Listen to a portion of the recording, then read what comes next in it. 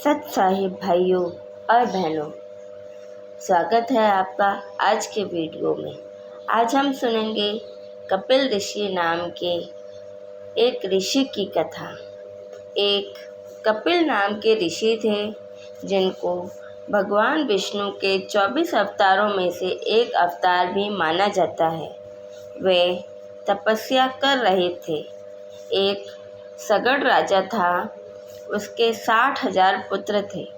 किसी ऋषि ने बताया कि यदि एक तालाब, एक कुआं, एक बगीचा बना दिया जाए तो एक अश्वमेध यज्ञ जितना फल मिलता है।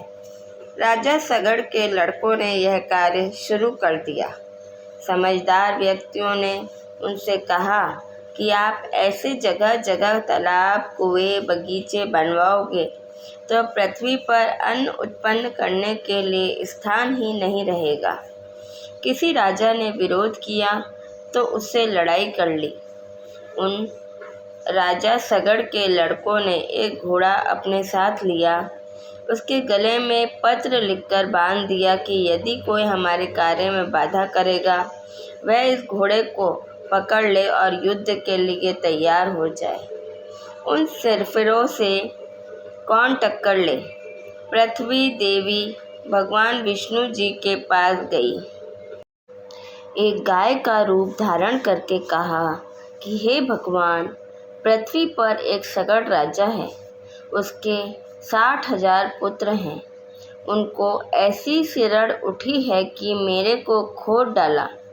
वहाँ मनुष्यों के खाने के लिए अन्न भी उत्पन्न नहीं हो सकता।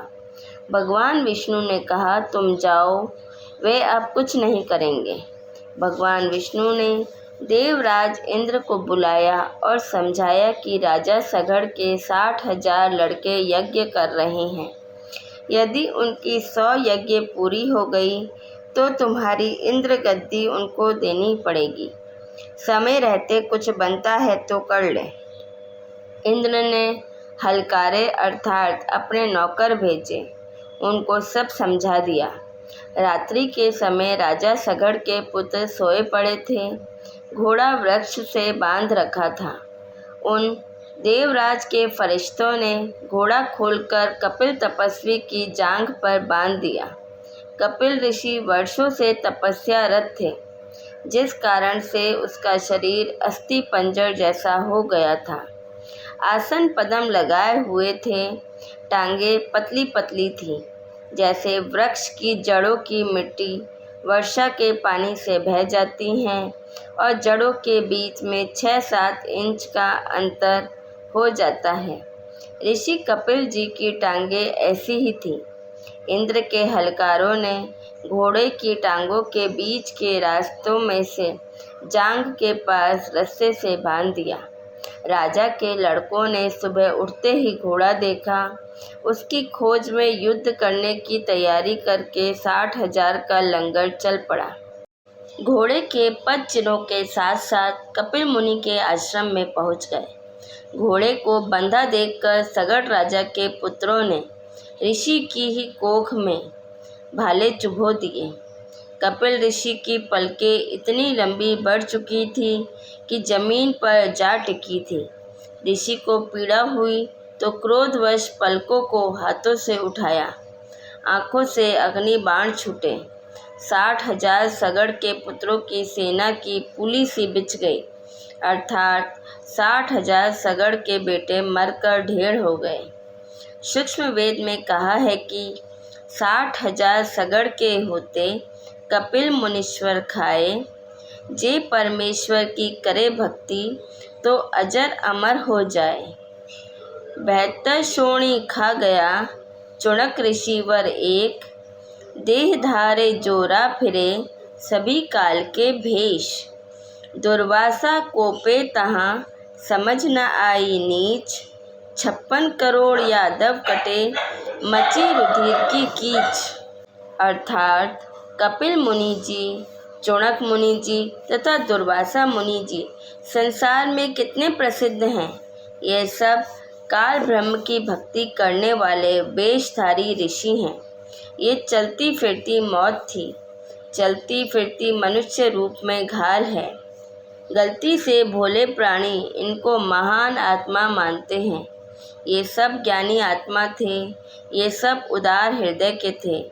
इन्होंने परमात्मा प्राप्ति के लिए अपना कल्याण कराने के लिए तन मन धन अर्पित कर दिया, परंतु तत्वदर्शी संत ना मिलने के कारण इन्होंने काल ब्रह्म को एक समर्थ प्रभु मानकर गलती की और उसी की साधना यानी ओम नाम के जाप के साथ तथा अधिक हठ योग समाधि के द्वारा की, जिससे परमात्मा प्राप्ति तो है ही नहीं, उल्टा हानि होती है, क्योंकि यह साधना शास्त्र विरुद्ध है।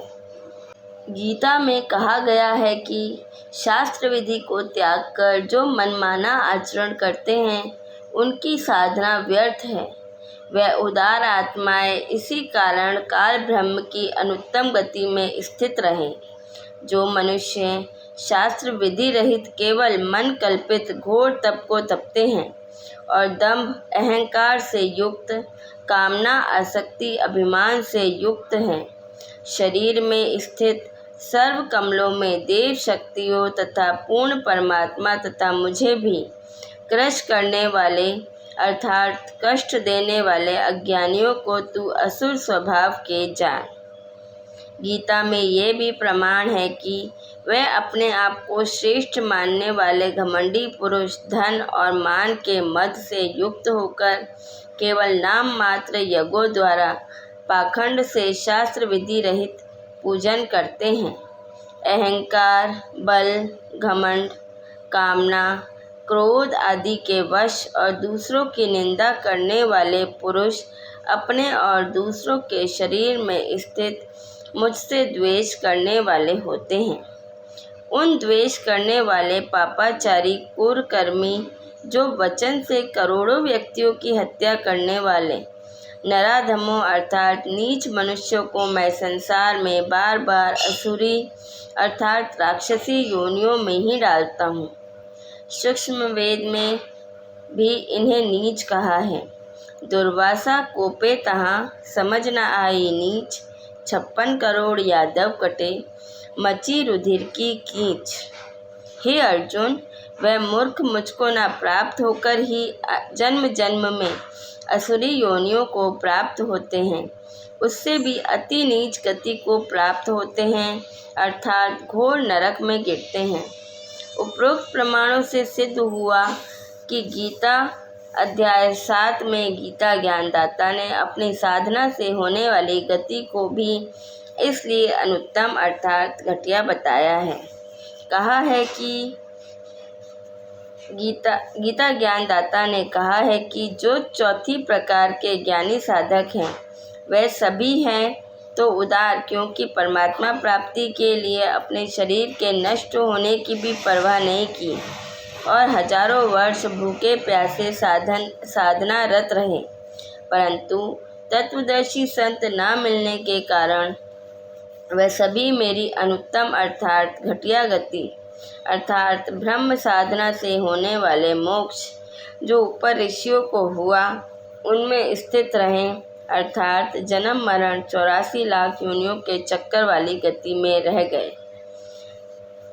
शुनक ऋषि, दुर्वासा ऋषि तथा कपिल ऋषि ने जो ओम नाम का जाप किया उसकी भक्ति के फलस्वरूप ये कुछ समय ब्रह्मलोक में जाएंगे। वहाँ भक्ति समाप्त करके फिर पृथ्वी पर राजा बनेंगे, क्योंकि सूक्ष्म वेद में लिखा है तप से राज मधमानम जन्म तीसरे सुख स्वानम। फिर कुत्ता गधा बनेंगे, फिर नरक जाएंगे। जब कुत्ते बनेंगे तब इनके सिर में कीड़े पड़ेंगे। जो व्यक्ति इनके श्राप से मरे थे उनका पाप इनको भोगना पड़ेगा। कीड़े इनका मांस चुन चुन कर खाएंगे। आशा करती हूँ आपको आज का ये वीडियो पसंद आया होगा। हमारे साथ बने रहने के लिए धन्यवाद। सत साहिब।